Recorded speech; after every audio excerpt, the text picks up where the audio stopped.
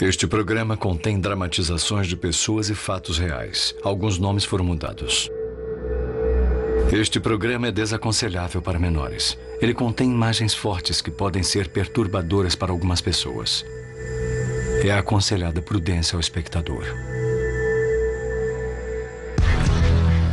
Em um lago Pacífico, um homicídio duplo, sem pistas, força um detetive novato a recorrer a uma médium. Foi muito brutal. Eu senti que ele estava muito irritado quando fez aquilo. Um jovem desaparecido. Uma cena de crime pavorosa sugere um assassinato. A polícia tem perguntas. Uma médium procura respostas. Houve um único incidente. E é isso que eu quero ver. Quando as pistas são escassas e as respostas evasivas, os investigadores às vezes recorrem a investigadores psíquicos.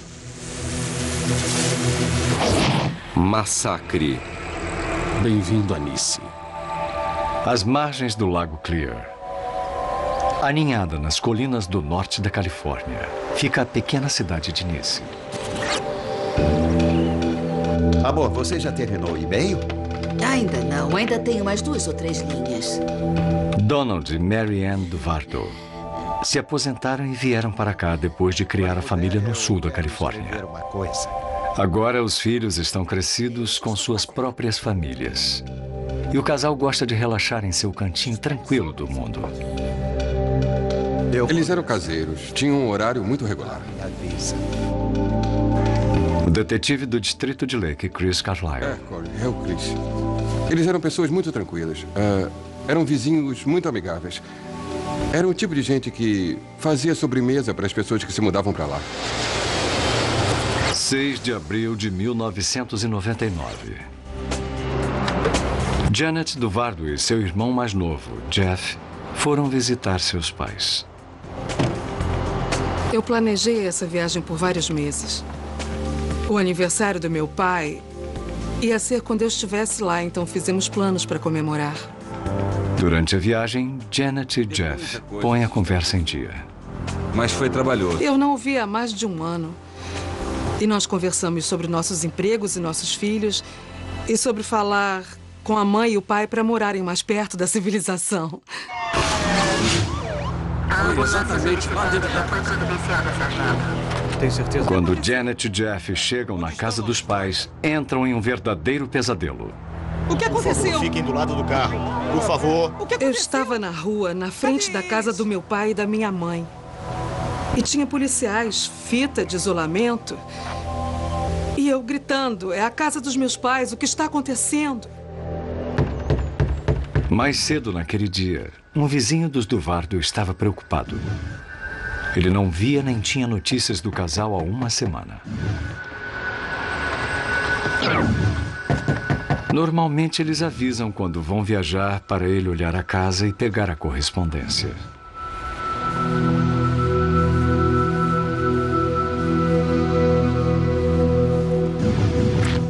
Quando ele tentou a porta dos fundos, estava destrancada. Havia algo errado. Não.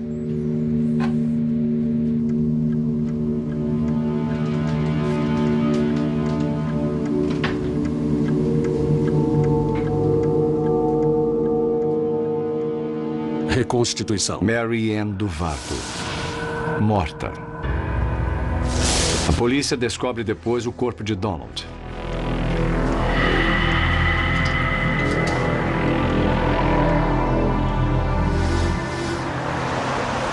O detetive-chefe, Corey Pollitt, do gabinete do xerife do município de Lake.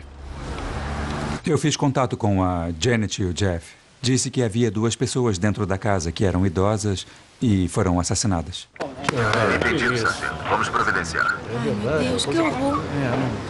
Foi como se a visão periférica se fechasse e eu só conseguisse ver o que estava à minha frente e nada fazia sentido.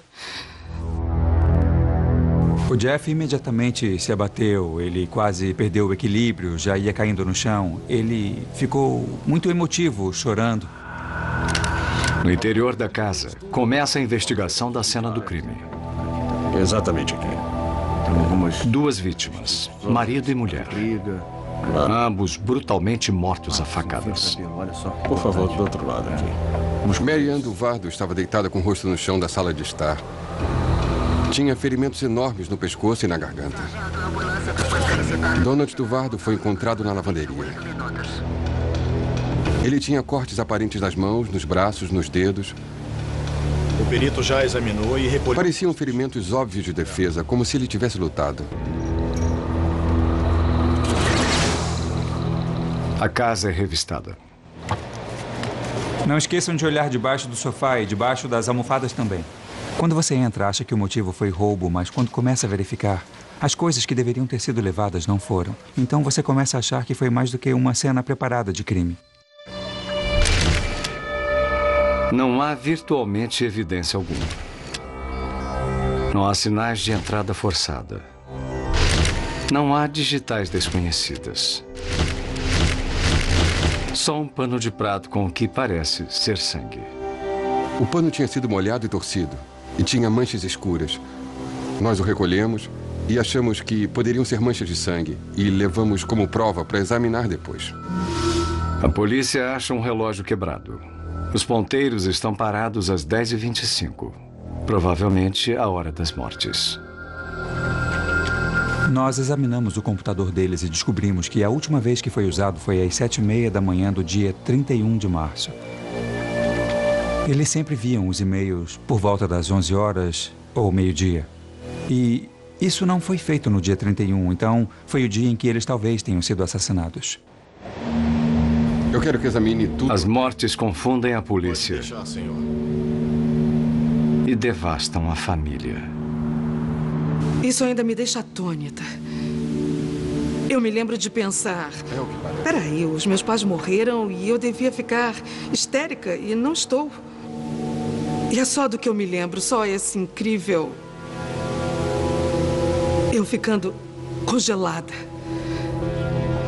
Nada se encaixa. Por que essas pessoas foram vítimas? Era uma grande pergunta.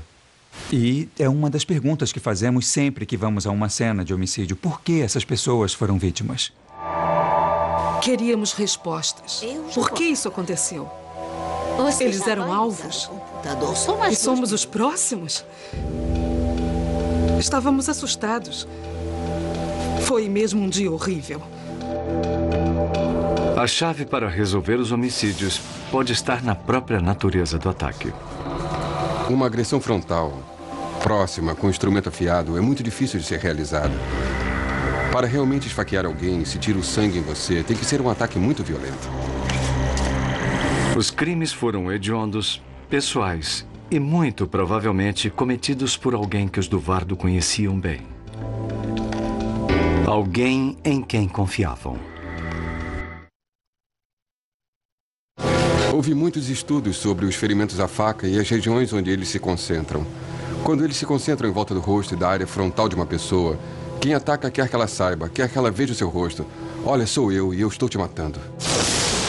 Procuramos entre os amigos íntimos e a família. Mas todos que eles checaram tinham um álibi. E é difícil achar um motivo para alguém querer matar o casal de idosos. Começa a pressão. Era o meu primeiro caso, então eu estava com uma certa ansiedade. Eu perdi muito sono neste caso. Naquela altura, isso não parecia muito bom. A investigação já tinha 1 mês e a informação ainda era 0. Não havia evidências, nem informação. E o nosso caso estava esfriando. Não gosto de deixar um caso não resolvido. E então, um telefonema muda tudo. É o Corey. A irmã de Donald diz à polícia que seu sobrinho Jeff pode saber mais do que está dizendo. Ela explica que vários meses antes dos crimes, Jeff fez um pedido em comum a eles. Um empréstimo de $50 mil. A tia e o tio do Jeff tinham muito dinheiro e o Jeff sabia disso. Ele pediu um empréstimo de $50 mil a eles. A razão para o empréstimo é ainda mais estranha. Jeff disse a eles que estava envolvido em um plano secreto de contrabando de armas para a CIA, trocando armas de fogo por diamantes e outras mercadorias que não podem ser rastreadas. Mas em 1998, tudo deu errado. Faltavam uns 200 mil dólares. Tinham desaparecido em algum lugar. E ele pagou tudo, menos 50 mil dólares do dinheiro dele. E se ele não pagasse essas pessoas, elas iriam matá-lo.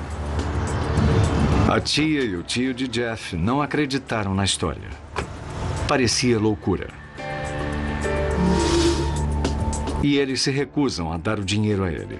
Então Jeff recorreu aos seus pais. A mãe e o pai que amavam o filho e queriam protegê-lo, emprestam dinheiro. A primeira coisa que quisemos saber foi para que ele precisava do dinheiro. Não tínhamos evidência nem uma causa provável para conseguir um mandado de busca para checar os registros dele, então queríamos que ele cooperasse o máximo possível. Nós achamos um meio de conseguir os registros sem que ele soubesse que fazíamos isso.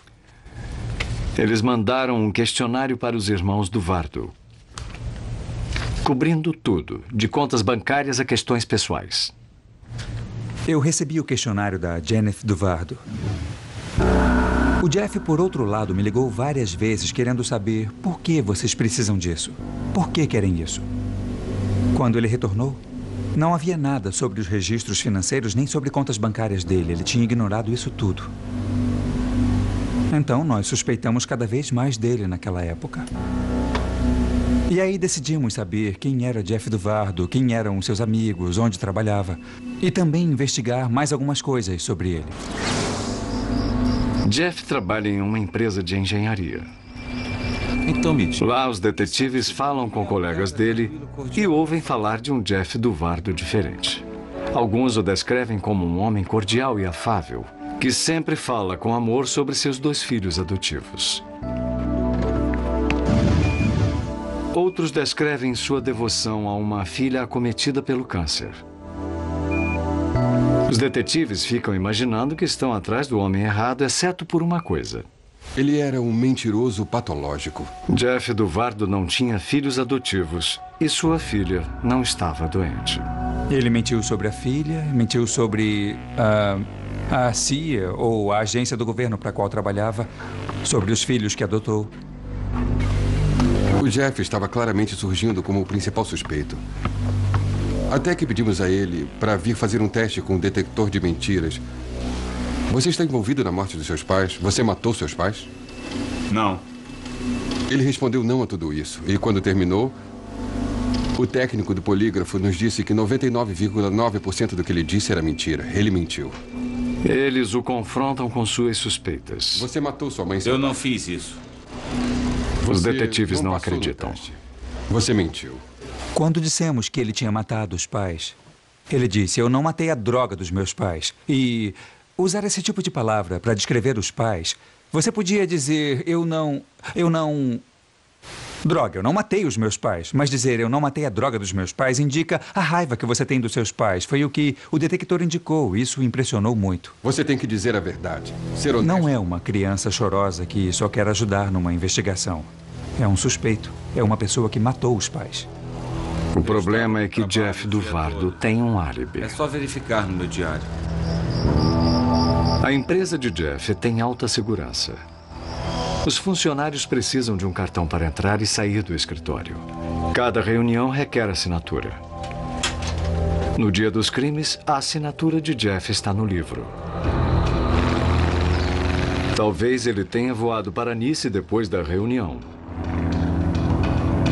Mas quando os detetives checam as empresas aéreas e os voos fretados, não acham registro de viagem alguma. A investigação para. Tudo parecia apontar para ele, mas não tínhamos provas suficientes nem a causa provável para continuarmos. Não sabíamos para onde ir naquele ponto ou o que fazer. E aí então a coisa esfriou um pouco. Os detetives têm perguntas que só uma mulher pode responder. Eu falei com o Carl Stein, que foi detetive daqui. Ele falou de uma médium que ele tinha usado num caso, com quem se sentiu muito à vontade e que ele garantia. O Corey me disse que ia falar com a médium forense. Nós tivemos essas discussões no passado e eu acho que... Eu não acredito. Não acho que tenha algum valor. Como a maioria das pessoas, eu sou cético com relação a médiums. Mas eu não tinha nada a perder. Mais de um mês depois dos crimes, os detetives Pollitt e Cole Stein visitam a médium da Califórnia, Kay Ray. O Stein me ligou perguntando se eu podia trabalhar com ele como havia trabalhado em outros casos. E eu fiquei dizendo, por que não vem quando acontece? Aí eu posso ajudar e resolver logo. Quando se fala com médiums, alguns deles querem segurar um pedaço da roupa ou alguma coisa da pessoa e tentar sentir assim. Ou então veem fotos.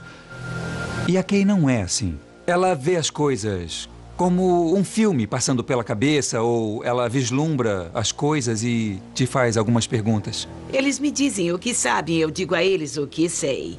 Aí botamos os dois juntos para ver se batem. É como montar um quebra-cabeças. Tem a ver com dinheiro. Tem a ver com dinheiro. Eu falei do fato da mãe e do pai estarem mortos e em cômodos diferentes.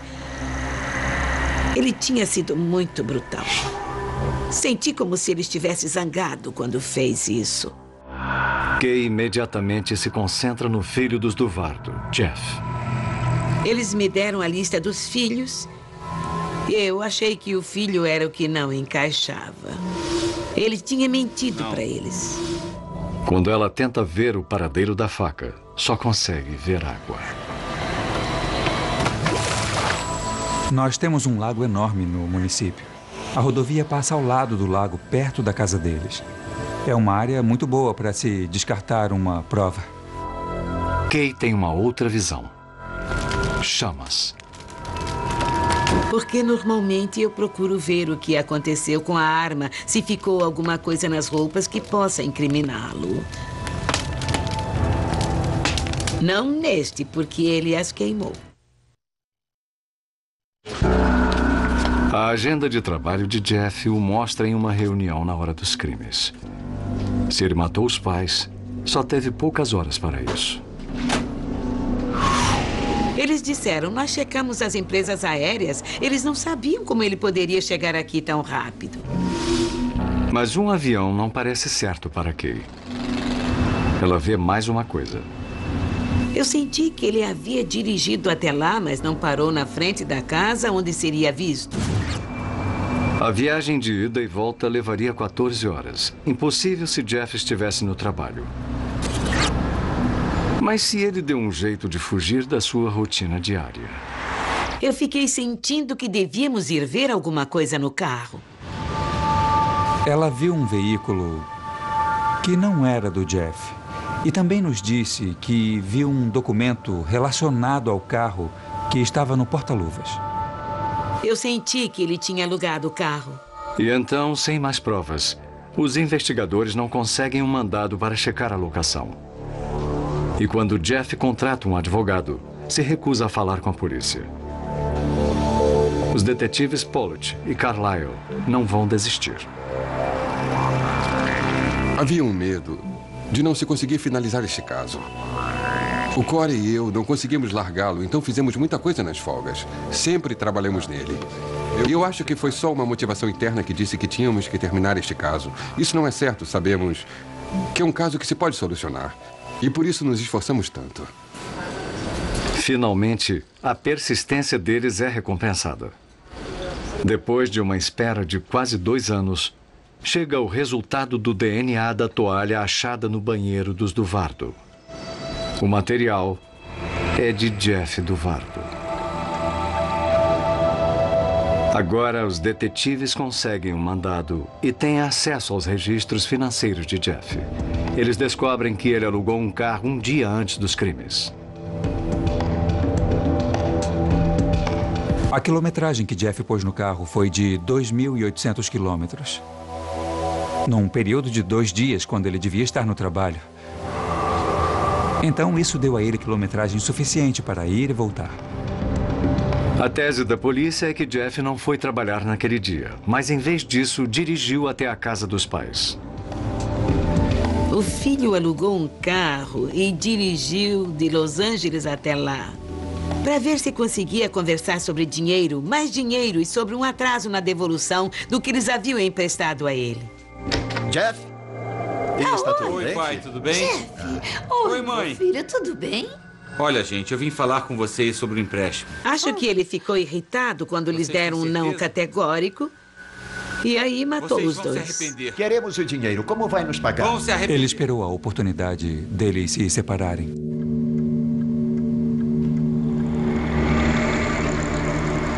Então matou a mãe. E sabia que o pai estava lá fora pegando lenha e voltaria pela lavanderia.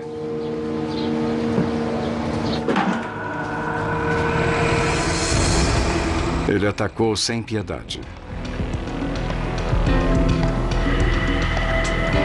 E então revirou a casa, tentando disfarçar os crimes como se fosse um roubo que deu errado.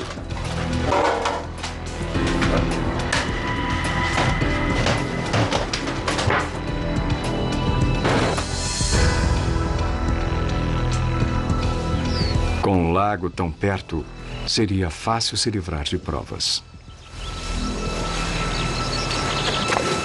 É um lago muito escuro e, a não ser que haja uma localização específica, não tem como você achar nada.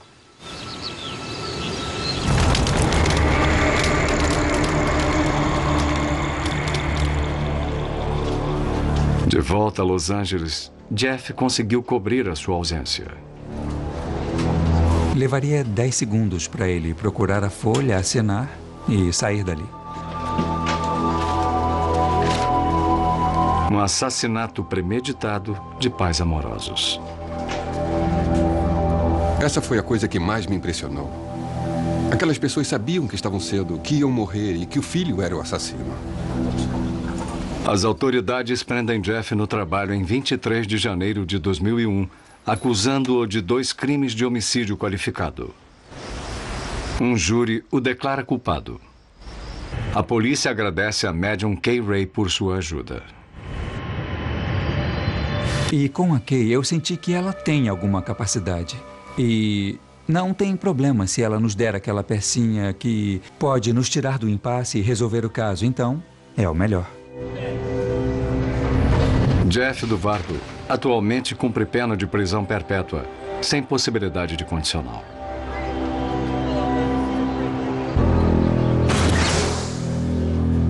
Ele está exatamente onde tem que estar. Eu me lembro de que uma vez nós falamos sobre não deixar que isso nos fizesse cronicamente bem mais amargos. Seria um tributo muito pobre à mamãe e ao papai se ficássemos assim. Eu quero mais do que tudo que ele sente comigo. Que me olhe nos olhos e aí diga, fui eu. Foi a pior coisa que eu já fiz. E eu sinto muito e quero que me perdoe. Eu quero isso mais do que tudo. Janet Duvardo e a família passaram por uma tragédia inimaginável. Xenia, no Ohio, dezembro de 1992. Greg Turner, de 23 anos, está no auge da forma física. Durante anos, ele exercitou seu corpo, esperando servir o seu país na Marinha dos Estados Unidos. Mas devido à sua péssima visão e por precisar de aparelho auditivo, o seu ingresso na Marinha foi negado. Mesmo assim, Greg está contente. Ele mora com seu pai. Olha quem está. E tem uma namorada apaixonada com quem pretende casar. Greg Turner quer ter uma vida longa e feliz. É sim. Na manhã de 3 de dezembro, uma moradora do condomínio de Greg chama a polícia. Ela acha que alguém matou um cervo no estacionamento. Alguém andou matando o cervo. Há sangue em toda parte.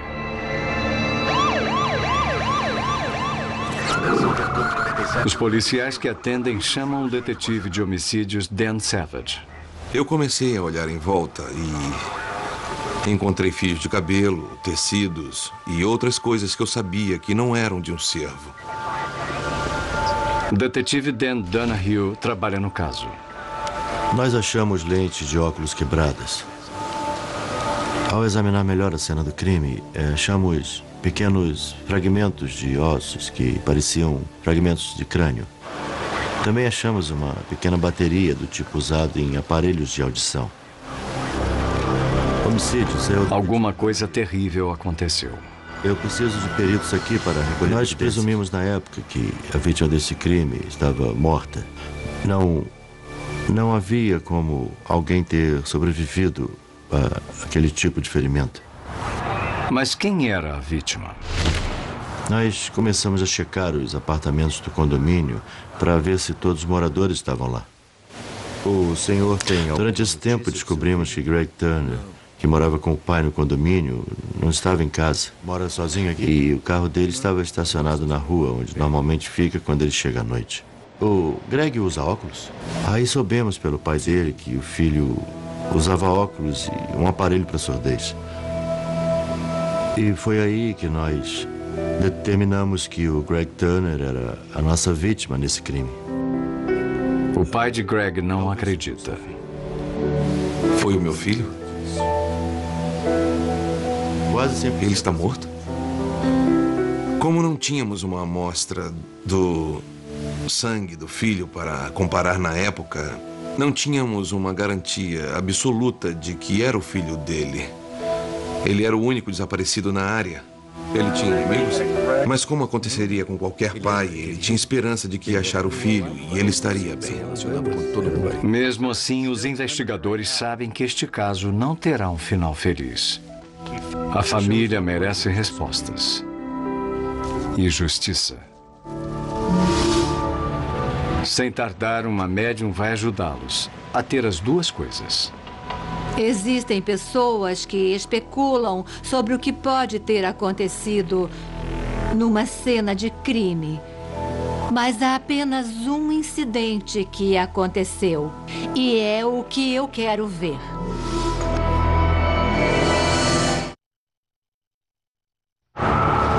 O detetive Dan Savage acredita que Greg conhecia o assassino. Quando é um roubo, você não leva o corpo. Sabe, você vai, pega a carteira do cara, bate nele e vai embora. Esse foi brutal, foi um exagero. Foi uma coisa pessoal.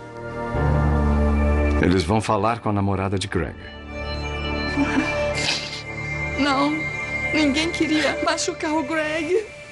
Ela nega. Não quer falar nisso, isso não aconteceu. Nesse momento, nós finalmente tivemos que dizer, olha, ele sumiu e você tem que começar a nos ajudar. Se sabe de alguma coisa, nos dê alguma informação. Eu só... Ela conta a Savage e ao detetive Dan Donahue sobre um ex-namorado. Nós soubemos naquele dia que ela teve um namorado, James Kill. Mas a informação que tivemos foi de que o Greg e o James se davam bem. Não havia problemas entre eles. Mas outros interrogatórios revelam uma história diferente. Nós falamos com alguém que mencionou que James Kill tinha problemas com o assunto da namorada. E foi a primeira vez que soubemos que havia algum problema aí. Então, nós marcamos uma entrevista com o Sr. Kill. Como vai? Obrigado por ter... Eu sentei e conversei com ele. Precisava muito falar com você. E alguma coisa não estava certa. Você só exagera no ataque pessoal quando tem alguma coisa, uma razão para isso. Não. É uma cidade pequena. E para todos com quem eu falei, aquele homem sentado à minha frente era o único que tinha razão para fazer aquilo. Então eu comecei a fechar o cerco em volta dele. Ideia do porquê isso aconteceu, nem tentando ver quem era James Kill e o que eu podia descobrir sobre ele. Não havia muita coisa. Só que ele tinha uma fascinação por essa moça que o largou pelo Greg. O instinto diz a Savage que James era o homem certo. Mas ele precisa de provas. Um colega sugere que ele fale com uma médium. E a mãe de Greg concorda. Eu sei o que elas fazem. Elas fazem coisas que ninguém consegue. E eu queria tanto achar o meu filho. Aí, então, eu disse, façam o que for preciso, mas façam. Eu quero meu filho. Savage liga para a médium Carol Kirkpatrick. Alô? Eu disse, preciso de ajuda. Me disseram que você talvez pudesse me ajudar e é uma coisa diferente para mim, mas vamos ver o que conseguimos. Talvez ele também Como Carol lê situações ouvindo a voz de uma pessoa, ela faz a Savage uma pergunta simples para tirar a cabeça dele do caso. Ela disse, eu preciso saber como está o tempo aí hoje. Eu disse que estava nublado, frio e ventando. E ela disse, você está vendo um triângulo amoroso. Eu senti que havia alguma coisa relacionada a ciúme, que estava criando o aborrecimento, a agitação e o problema. Isso encaixa na teoria de Savage sobre o crime. Mas a próxima visão de Carol, não. Eu senti que ele tinha sido baleado. O que você está fazendo com a minha garota? Não havia nada na cena do crime que nos desse alguma evidência de que havia arma de fogo envolvida. Não havia cartuchos vazios, nenhum resíduo de pólvora, nada que mostrasse o envolvimento de uma arma desse tipo. Eu não estou descartando isso, estou levando tudo a sério. Mas estou sério. E o corpo? Eu disse que a pessoa que atirou nele, depois de matá-lo, o pôs numa caminhonete e o levou pelas estradas 72 e 42. Ela disse, eu escuto água corrente. Vejo uma cova rasa, algumas árvores em volta. Vejo uma cerca de madeira. Isso, é uma cerca de madeira. Estou captando o Parque John Bryan. O Parque John Bryan é a área onde o James morava. E eu sabia que, na verdade, ele morava do outro lado da rua. E eu também disse a eles que, de algum jeito, havia um carro azul envolvido no crime. Parece um besouro, e ela disse, não é um Volkswagen, mas é redondo. E ela disse, olha a mala, é o que eu tenho agora. Tchau, tchau. Savage está cautelosamente otimista. Eu anotei tudo e pensei, eu vou usar isso e se acontecer alguma coisa vai ser por causa dos detetives. Não se pode esperar que elas te deem tudo e resolvam o crime. E ela foi muito clara nisso. Eu te dou o que vejo, mas você vai ter que agir, você vai ter que realizar esse trabalho. Savage sai em campo. Então, James, que tipo de... Eu liguei para o James de novo para uma segunda entrevista. E qual é a marca? Perguntei o que ele dirigia, que tipo de carro tinha. Mas eu tive um pequeno acidente. Ele disse que tinha um veículo pequeno e vermelho. Mas, devido a um acidente recente, ele agora está com o carro da mãe. E eu disse, tá bom, que cor é? Era azul. Posso entrar?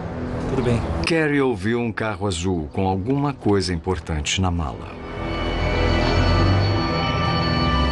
Eu pensei, que ótimo. Eu achei que fosse o caminho, então eu disse, vamos dar uma olhada, vamos realmente ter que ver. Aí eu dei uma olhada e disse, você se importa de abrir a mala para eu ver? Aí ele abriu a mala.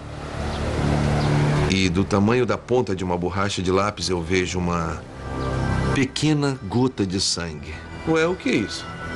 Aí eu perguntei, o que é isso? Eu não sei. Bom, a minha mãe carrega compras aí. Isso parecia ser uma boa razão. Ele disse que podia ter sido carne de hambúrguer. Se importa de tirarmos uma amostra disso? Não. Eu volto já. Eu liguei para um dos peritos e ele colheu uma amostra e, pelas primeiras indicações, era o sangue do Greg Turner. O detetive Dan Savage fala com Kill de novo e estuda a reação dele durante a busca em sua casa. Uns 10 anos. Queríamos deixá-lo numa situação de alto estresse, para ele saber que estávamos chegando perto. Estávamos procurando coisas e queríamos ver se o comportamento dele mudava. Você se incomodava pelo Greg sair com a sua ex? Não me incomodava muito não, porque ela não estava mais interessada em mim. Então eu disse, vai fundo. E ele falou, tudo bem. E ele foi. Ele não mudou muita coisa. Muito calmo. E a busca termina sem evidências. Obrigado. No dia seguinte, Q faz um teste no detector de mentiras. Os resultados não foram conclusivos. Isso significa que eles não sabem dizer se ele está mentindo e não sabem dizer se está dizendo a verdade. Está acontecendo alguma coisa. Ele pode estar escondendo alguma coisa, mas não é o bastante para dizer que ele esteja mentindo. Q promete fazer outro teste em 10 dias. Enquanto espera, Savage pede a médium Cariol Kirkpatrick para ir a Shania. Tem certeza que estamos perto? Ele espera que, estando na área, ela possa levá-lo ao corpo de Greg. Está certo. Cariol guia o detetive pela rota que ela sente que o assassino tomou depois do crime. Ela me levou até a área de Clifton. Clifton é onde fica o Parque John Bryan. É onde James morava. Vejo que está Nas primeiras visões, ela ouviu água corrente. Nós passamos em várias estradas, procurando, até eu achar o som que tinha ouvido na mente. Cariol leva Savage à rua de James Kill. Sim. Ela não apenas me levou até a área, ela me levou a uns 100 metros da casa do James. Isso foi muito positivo. Muito bom. E eu disse, toda vez que passamos por esta quadra, sinto como se estivéssemos em volta do corpo. Está perto. Ela me reconfortou porque Tem água. está me dando confirmação de que eu estou na pista certa, sem eu nunca ter dado informação alguma a ela. Savage não perde Q de vista. Sempre que eu ia do trabalho para casa ou o que fizesse, aproveitava a oportunidade para passar lá, para que o James soubesse que eu ainda estava lá. E aí, por acaso, um dia ele parou ao meu lado no sinal. Eu olhei para ele e acenei. Sabe, eu estou aqui. Ele não foi muito receptivo. Dava para ver que ele não gostou de eu estar sempre por ali. Ele seguiu o caminho dele e eu o meu. E o irônico nisso é que foi no dia anterior ao segundo teste, no detector de mentiras. A pressão deve ter sido demais. Já faz 2 horas e acho que ele não vai No aparecer, dia marcado, infelizmente. Q não aparece para o teste no detector e não é encontrado em lugar algum. Eu sei que aconteceu alguma coisa porque ele fugiu de nós. O que neste caso não me incomodou ele ter fugido, porque ele fugir era o início do fim. E eu sabia disso e me senti bem. Ninguém sabe para onde Q foi. Mas, de algum jeito, eles têm que trazê-lo de volta. A mãe dele era uma pessoa que acreditava em médiums. E era uma coisa ousada. Eu achei porque a coisa podia fracassar. Eu disse a ela que eu já vinha consultando uma médium que tinha certeza que o James estava envolvido. Ela disse que, a essa altura, eu acho que a mãe e o pai estão começando a pensar. O que o nosso filho fez? A mãe mais do que o pai.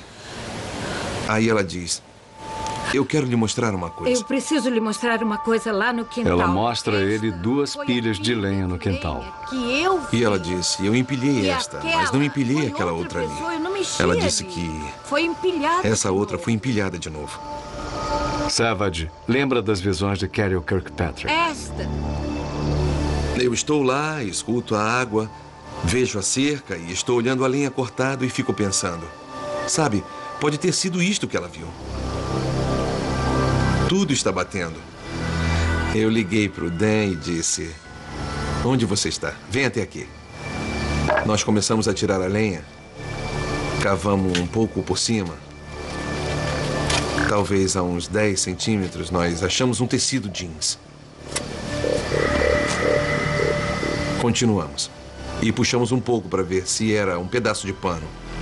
E ele disse não. Vamos parar. Encontramos. Achamos o Greg. É ele. Os detetives não acreditam que Q tenha ficado tão calmo durante a busca em seu quarto. O irônico nisso tudo é que estávamos no quarto dele, com ele, E quando eu falei, ele me disse que não sabia onde o Greg estava. E o tempo todo o Greg estava enterrado a 4 metros de mim. Sabem para onde ele pode ter ido? Começamos a tentar descobrir onde o James estava. Parentes na Califórnia, o único lugar para onde Os pais ele disseram poderia que ir. tinham parentes na Califórnia. Faça o seguinte, vá até a rodoviária, ele podia ter ido para lá. Os bilheteiros e... Então eu pedi para um dos detetives ir para a estação rodoviária. Me mantém informado. E ele foi lá e confirmou para nós que tinham comprado uma passagem para aquele destino. Eles vão tentar interceptar Kill quando o ônibus parar em Las Vegas. Aí eu fui lá me encontrar com a polícia metropolitana de Las Vegas. Eles mandaram 2 caras e nós fomos à rodoviária. Eles botaram jaquetas da empresa de ônibus, pegaram vassouras e saíram para procurar.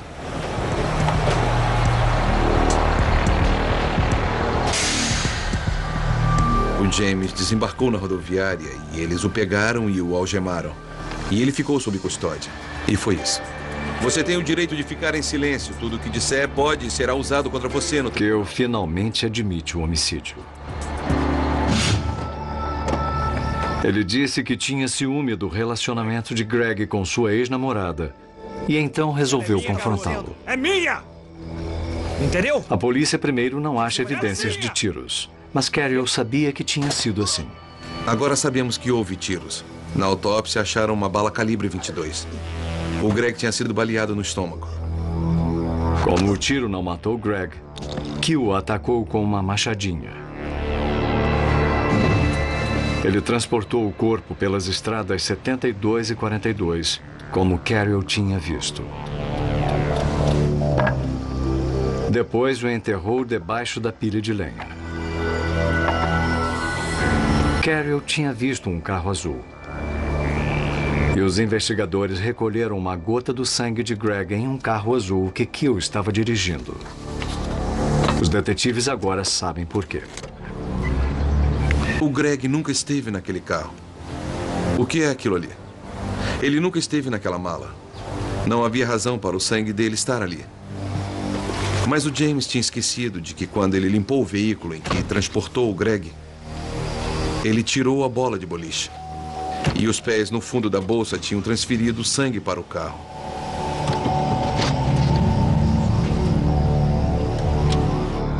James Kill se declara culpado do homicídio de Greg Turner e recebe pena de 20 anos à prisão perpétua. A mãe de Greg, Sandra Corona. Eu me senti muito só, arrasada.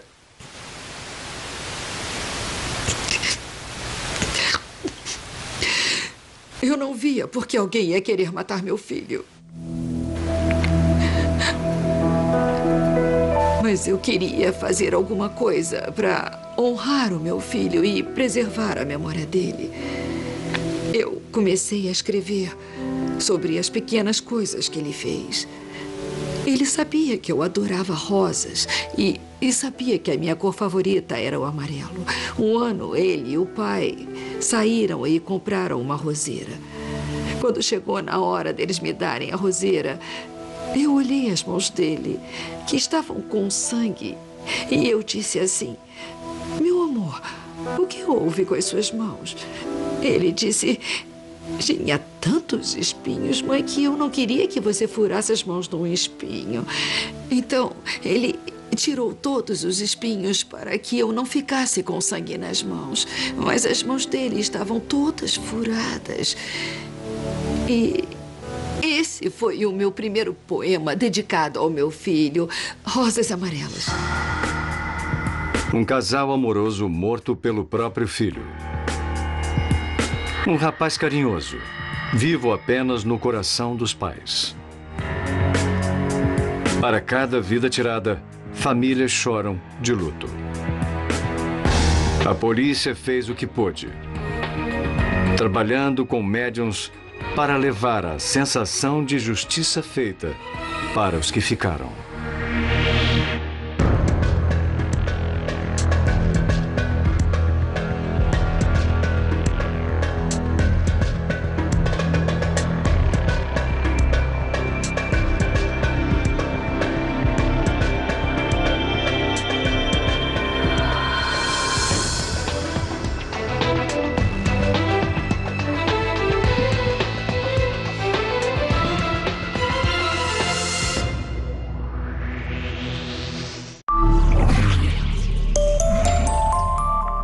Achamos uma pequena bateria do tipo usado em aparelhos de audição. Homicídios, Alguma coisa terrível aconteceu. Eu preciso de peritos aqui para recolher. Nós presumimos na época que a vítima desse crime estava morta. Não havia como alguém ter sobrevivido a aquele tipo de ferimento. Mas quem era a vítima? Nós começamos a checar os apartamentos do condomínio para ver se todos os moradores estavam lá. O senhor tem... Durante esse tempo descobrimos que Greg Turner, que morava com o pai no condomínio, não estava em casa. Mora sozinho aqui? E o carro dele estava estacionado na rua, onde normalmente fica quando ele chega à noite. O Greg usa óculos? Aí soubemos pelo pai dele que o filho usava óculos e um aparelho para surdez. E foi aí que nós determinamos que o Greg Turner era a nossa vítima nesse crime. O pai de Greg não acredita.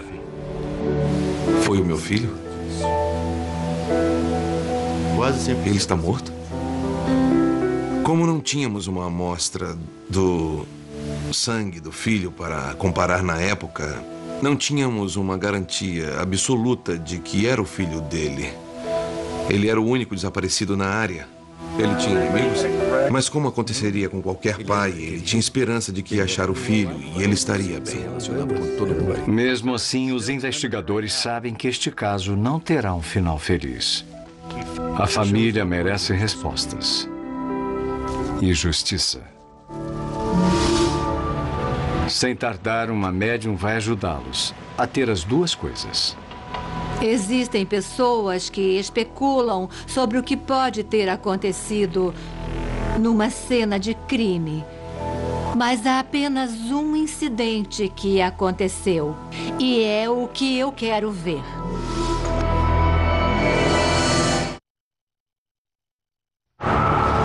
O detetive Dan Savage acredita que Greg conhecia o assassino. Quando é um roubo, você não leva o corpo. Sabe, você vai, pega a carteira do cara, bate nele e vai embora. Esse foi brutal, foi um exagero. Foi uma coisa pessoal.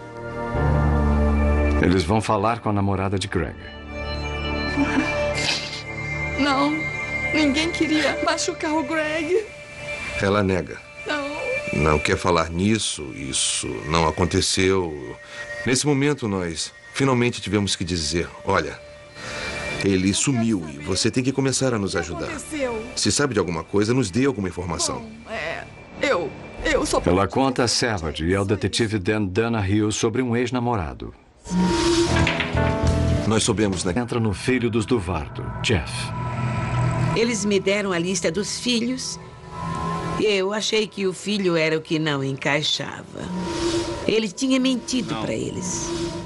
Quando ela tenta ver o paradeiro da faca, só consegue ver água. Nós temos um lago enorme no município. A rodovia passa ao lado do lago, perto da casa deles. É uma área muito boa para se descartar uma prova. Kay tem uma outra visão. Chamas. Porque normalmente eu procuro ver o que aconteceu com a arma, se ficou alguma coisa nas roupas que possa incriminá-lo. Não neste, porque ele as queimou. A agenda de trabalho de Jeff o mostra em uma reunião na hora dos crimes. Se ele matou os pais, só teve poucas horas para isso. Eles disseram, nós checamos as empresas aéreas. Eles não sabiam como ele poderia chegar aqui tão rápido. Mas um avião não parece certo para Kay. Ela vê mais uma coisa. Eu senti que ele havia dirigido até lá, mas não parou na frente da casa onde seria visto. A viagem de ida e volta levaria 14 horas. Impossível se Jeff estivesse no trabalho. Mas se ele deu um jeito de fugir da sua rotina diária? Eu fiquei sentindo que devíamos ir ver alguma coisa no carro. Ela viu um veículo que não era do Jeff. E também nos disse que viu um documento relacionado ao carro que estava no porta-luvas. Eu senti que ele tinha alugado o carro. E então, sem mais provas, os investigadores não conseguem um mandado para checar a locação. E quando Jeff contrata um advogado, se recusa a falar com a polícia. Os detetives Pollitt e Carlyle não vão desistir. Havia um medo de não se conseguir finalizar este caso. O Corey e eu não conseguimos largá-lo, então fizemos muita coisa nas folgas. Sempre trabalhamos nele. Eu acho que foi só uma motivação interna que disse que tínhamos que terminar este caso. Isso não é certo, sabemos que é um caso que se pode solucionar. E por isso nos esforçamos tanto. Finalmente, a persistência deles é recompensada. Depois de uma espera de quase 2 anos, chega o resultado do DNA da toalha achada no banheiro dos Duvardo. O material é de Jeff Duvardo. Agora, os detetives conseguem um mandado e têm acesso aos registros financeiros de Jeff. Eles descobrem que ele alugou um carro um dia antes. E outras coisas que eu sabia que não eram de um servo. O detetive Dan Donahue trabalha no caso. Nós achamos lentes de óculos quebradas. Ao examinar melhor a cena do crime, achamos pequenos fragmentos de ossos que pareciam fragmentos de crânio. Também achamos uma pequena bateria do tipo usado em aparelhos de audição. Homicídios, Alguma coisa terrível aconteceu. Eu preciso de peritos aqui para recolher. Nós presumimos na época que a vítima desse crime estava morta. Não havia como alguém ter sobrevivido a aquele tipo de ferimento. Mas quem era a vítima? Nós começamos a checar os apartamentos do condomínio para ver se todos os moradores estavam lá. O senhor tem... Durante esse tempo descobrimos que Greg Turner, que morava com o pai no condomínio, não estava em casa. Mora sozinho aqui. E o carro dele estava estacionado na rua, onde normalmente fica quando ele chega à noite. O Greg usa óculos? Aí soubemos pelo pai dele que o filho usava óculos e um aparelho para surdez. E foi aí que nós determinamos que o Greg Turner era a nossa vítima nesse crime. O pai de Greg não acredita. Foi o meu filho? Quase sempre. Ele está morto? Como não tínhamos uma amostra do sangue do filho para comparar na época, não tínhamos uma garantia absoluta de que era o filho dele. Ele era o único desaparecido na área. Ele tinha inimigos? Mas como aconteceria com qualquer pai, ele tinha esperança de que ia achar o filho e ele estaria bem. Mesmo assim, os investigadores sabem que este caso não terá um final feliz. A família merece respostas e justiça. Sem tardar, uma médium vai ajudá-los a ter as duas coisas. Existem pessoas que especulam sobre o que pode ter acontecido numa cena de crime. Mas há apenas um incidente que aconteceu. E é o que eu quero ver.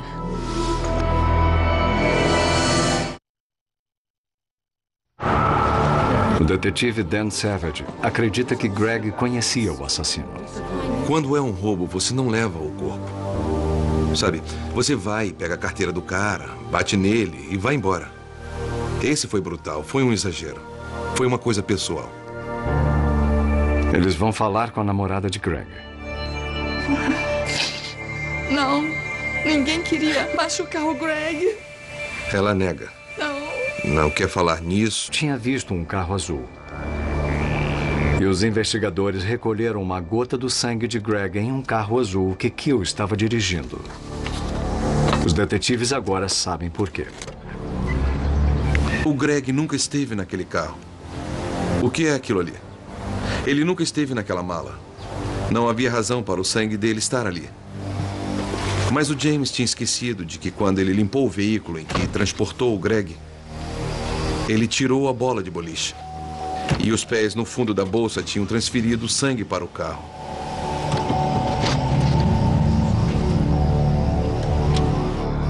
James Kill se declara culpado do homicídio de Greg Turner e recebe pena de 20 anos à prisão perpétua.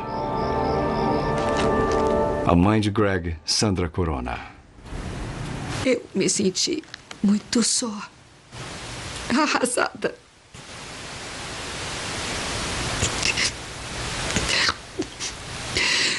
eu não via por que alguém ia querer matar meu filho. Mas eu queria fazer alguma coisa para honrar o meu filho e preservar a memória dele. Eu comecei a escrever sobre as pequenas coisas que ele fez. Ele sabia que eu adorava rosas e sabia que a minha cor favorita era o amarelo. Um ano, ele e o pai saíram e compraram uma roseira. Quando chegou na hora deles me darem a roseira, eu olhei as mãos dele, que estavam com sangue, e eu disse assim: meu amor, o que houve com as suas mãos? Ele disse: tinha tantos espinhos, mãe, que eu não queria que você furasse as mãos num espinho. Então, ele tirou todos os espinhos para que eu não ficasse com sangue nas mãos. Mas as mãos dele estavam todas furadas. E esse foi o meu primeiro poema dedicado ao meu filho, Rosas Amarelas. Um casal amoroso morto pelo próprio filho. Um rapaz carinhoso, vivo apenas no coração dos pais. Para cada vida tirada, famílias choram de luto. A polícia fez o que pôde, trabalhando com médiuns para levar a sensação de justiça feita para os que ficaram.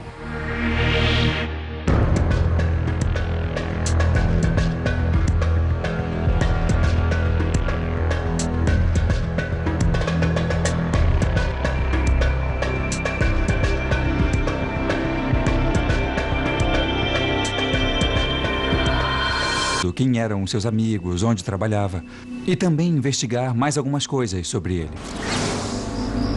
Jeff trabalha em uma empresa de engenharia. Então me diga. Lá os detetives falam com colegas dele e ouvem falar de um Jeff Duvardo diferente.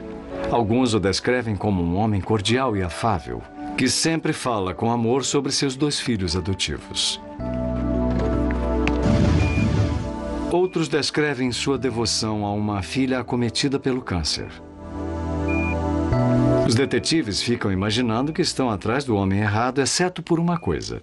Ele era um mentiroso patológico. Jeff Duvardo não tinha filhos adotivos e sua filha não estava doente.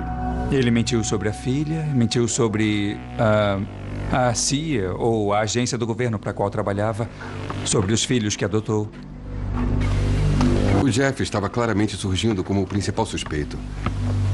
Até que pedimos a ele para vir fazer um teste com um detector de mentiras. Você está envolvido na morte dos seus pais? Você matou seus pais? Não.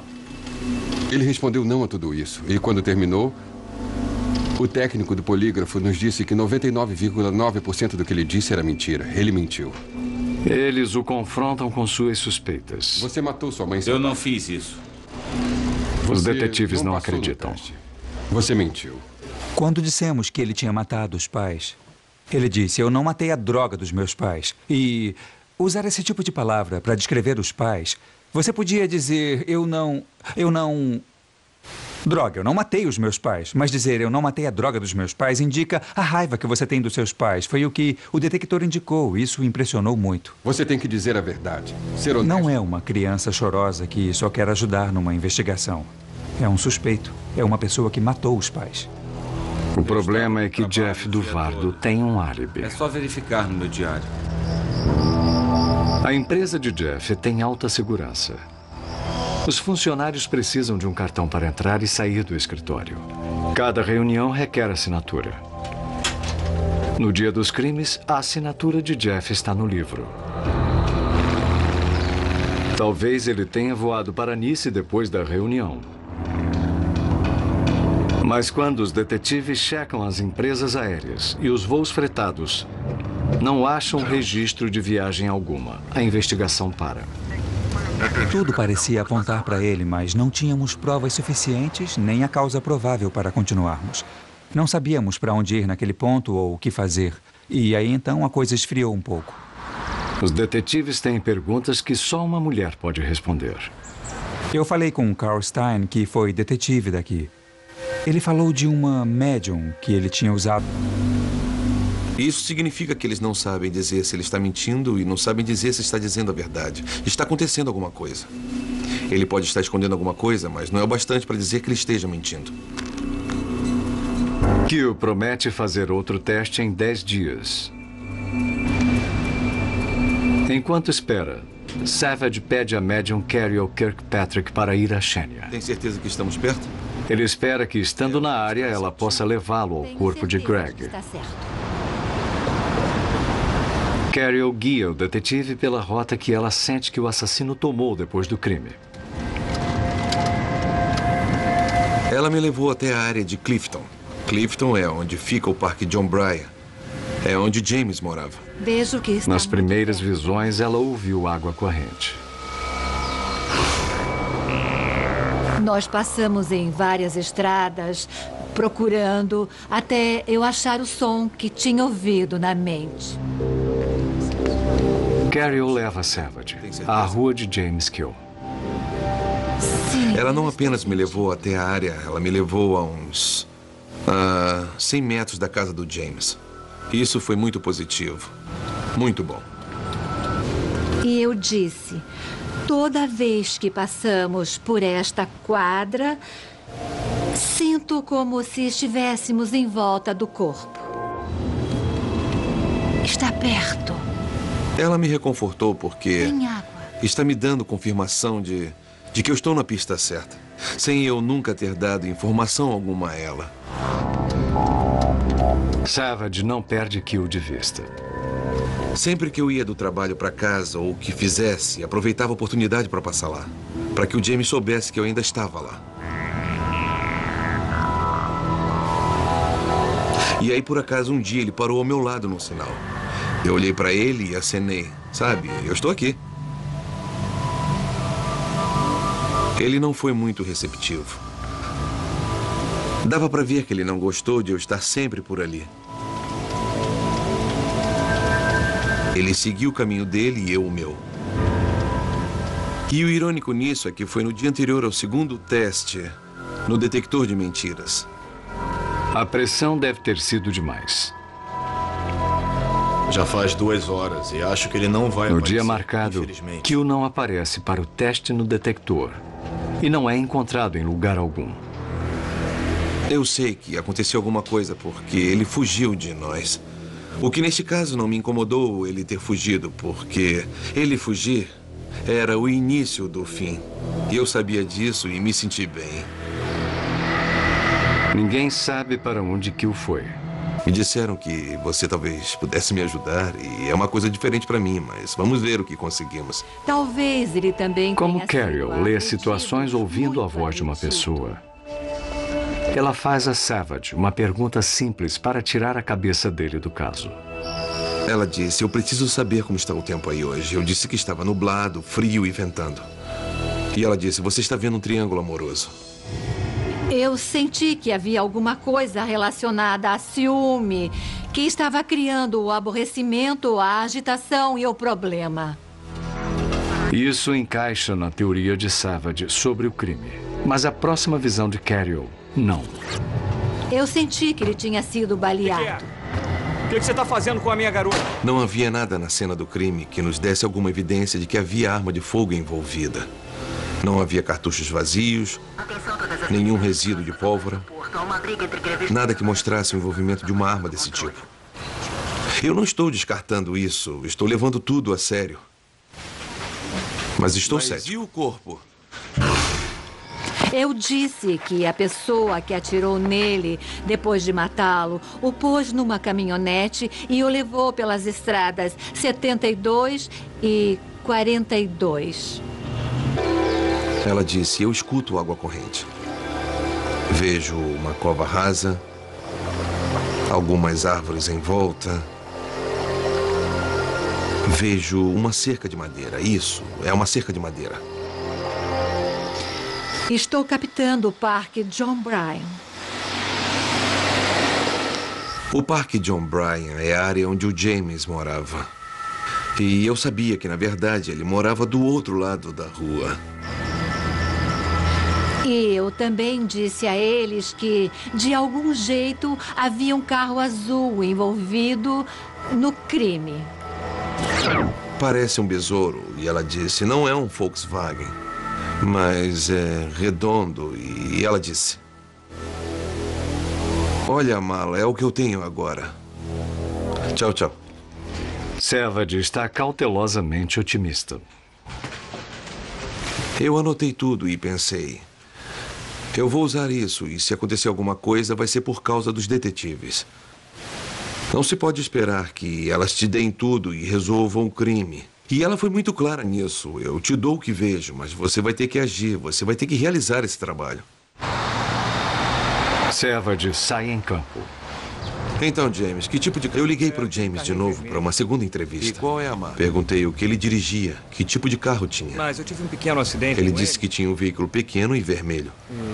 Mas, devido a um acidente recente, ele agora está com o carro. E as respostas evasivas? Os investigadores às vezes recorrem a investigadores psíquicos. Massacre. Bem-vindo a Nice. Às margens do Lago Clear, aninhada nas colinas do norte da Califórnia, fica a pequena cidade de Nice. Amor, você já terminou o e-mail? Ainda não. Ainda tenho mais 2 ou 3 linhas. Donald e Mary Ann Duvardo se aposentaram e vieram para cá depois de criar a família no sul da Califórnia. Agora os filhos estão crescidos com suas próprias famílias. E o casal gosta de relaxar em seu cantinho tranquilo do mundo.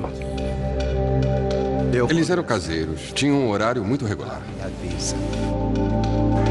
O detetive do distrito de Lake, Chris Carlisle. É o Chris. Eles eram pessoas muito tranquilas. Eram vizinhos muito amigáveis. Era o tipo de gente que fazia sobremesa para as pessoas que se mudavam para lá. 6 de abril de 1999. Janet Duvardo e seu irmão mais novo, Jeff, foram visitar seus pais. Eu planejei essa viagem por vários meses. O aniversário do meu pai ia ser quando eu estivesse lá, então fizemos planos para comemorar. Durante a viagem, Janet e Jeff põem a conversa em dia. Mas foi trabalhoso. Eu não o vi há mais de 1 ano. E nós conversamos sobre nossos empregos e nossos filhos e sobre falar com a mãe e o pai para morarem mais perto da civilização. Exatamente lá dentro da Tem certeza? Quando Janet e Jeff chegam na casa dos pais, entram em um verdadeiro pesadelo. O que aconteceu? Por favor, fiquem do lado do carro. Por favor. Eu estava na rua, na frente da casa do meu pai e da minha mãe. E tinha policiais, fita de isolamento. E eu gritando, é a casa dos meus pais, o que está acontecendo? Mais cedo naquele dia, um vizinho dos Duvardo estava preocupado. Ele não via nem tinha notícias do casal há 1 semana. Normalmente eles avisam quando vão viajar para ele olhar a casa e pegar a correspondência.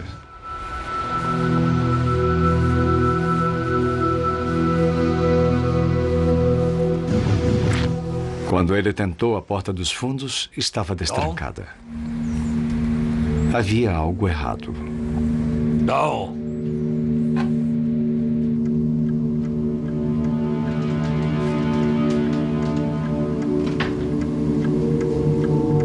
Apenas me levou até a área, ela me levou a uns 100 metros da casa do James. Isso foi muito positivo. Muito bom. E eu disse, toda vez que passamos por esta quadra, sinto como se estivéssemos em volta do corpo. Está perto. Ela me reconfortou porque Tem água. está me dando confirmação de que eu estou na pista certa, sem eu nunca ter dado informação alguma a ela. Savage não perde Kill de vista. Sempre que eu ia do trabalho para casa ou o que fizesse, aproveitava a oportunidade para passar lá, para que o James soubesse que eu ainda estava lá. E aí, por acaso, um dia ele parou ao meu lado no sinal. Eu olhei para ele e acenei. sabe? Eu estou aqui. Ele não foi muito receptivo. Dava para ver que ele não gostou de eu estar sempre por ali. Ele seguiu o caminho dele e eu o meu. E o irônico nisso é que foi no dia anterior ao segundo teste, no detector de mentiras. A pressão deve ter sido demais. Já faz 2 horas e acho que ele não vai No aparecer, dia marcado, infelizmente. Kill não aparece para o teste no detector e não é encontrado em lugar algum. Eu sei que aconteceu alguma coisa porque ele fugiu de nós. O que neste caso não me incomodou ele ter fugido, porque ele fugir era o início do fim. E eu sabia disso e me senti bem. Ninguém sabe para onde Kill foi. Mas, de algum jeito, eles têm que trazê-lo de volta. A mãe dele era uma pessoa que acreditava em médiums. E era uma coisa ousada. Eu achei porque a coisa podia fracassar. Eu disse a ela que eu já vinha consultando uma médium que tinha certeza que o James estava envolvido. Ela disse que, a essa altura, eu acho que a mãe e o pai estão começando a pensar. O que o nosso filho fez? A mãe mais do que o pai. Aí ela diz, eu quero lhe mostrar uma coisa. Eu preciso lhe mostrar uma coisa lá no quintal. Ela mostra a ele 2 pilhas de lenha no quintal. Que eu vi. E ela disse, eu empilhei E esta, aquela mas não empilhei foi aquela outra outra pessoa, eu ali. não mexi Ela disse ali. que Foi empilhado. essa outra foi empilhada de novo. Savage lembra das visões de Carol Kirkpatrick. Esta. Eu estou lá, escuto a água, vejo a cerca e estou olhando a lenha cortada e fico pensando. Sabe, pode ter sido isto que ela viu. Tudo está batendo. Eu liguei para o Dan e... Marcamos uma entrevista com o Sr. Kill. Como vai? Obrigado por ter... Eu sentei e conversei com ele. Precisava muito falar com você. E alguma coisa não estava certa. Você só exagera no ataque pessoal quando tem alguma coisa, uma razão para isso. Não. É uma cidade pequena. E para todos com quem eu falei, aquele homem sentado à minha frente era o único que tinha razão para fazer aquilo. Então eu comecei a fechar o cerco em volta dele. Ideia do porquê isso aconteceu, nem tentando ver quem era James Kill e o que eu podia descobrir sobre ele. Não havia muita coisa. Só que ele tinha uma fascinação por essa moça que o largou pelo Greg. O instinto diz a Savage que James era o homem certo. Mas ele precisa de provas. Um colega sugere que ele fale com uma médium. E a mãe de Greg concorda. Eu sei o que elas fazem. Elas fazem coisas que ninguém consegue. E eu queria tanto achar o meu filho. Aí, então, eu disse, façam o que for preciso, mas façam. Eu quero o meu filho. Savage liga para a médium Carol Kirkpatrick. Alô? Eu disse, preciso de ajuda.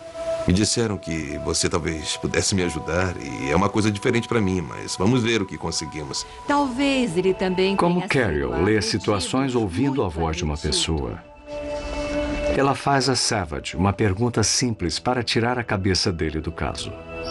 Ela disse, eu preciso saber como está o tempo aí hoje. Eu disse que estava nublado, frio e ventando. E ela disse, você está vendo um triângulo amoroso. Eu senti que havia alguma coisa relacionada a ciúme, que estava criando o aborrecimento, a agitação e o problema. Isso encaixa na teoria de Savage sobre o crime. Mas a próxima visão de Carol, não. Eu senti que ele tinha sido baleado. O que você está fazendo com a minha garota? Não havia nada na cena do crime que nos desse alguma evidência de que havia arma de fogo envolvida. Não havia cartuchos vazios, nenhum resíduo de pólvora, nada que mostrasse o envolvimento de uma arma desse tipo. Eu não estou descartando isso, estou levando tudo a sério. Mas estou sério. E o corpo? Eu disse que a pessoa que atirou nele, depois de matá-lo, o pôs numa caminhonete e o levou pelas estradas 72 e 42. Ela disse, eu escuto água corrente. Vejo uma cova rasa algumas árvores em volta. Vejo uma cerca de madeira, isso.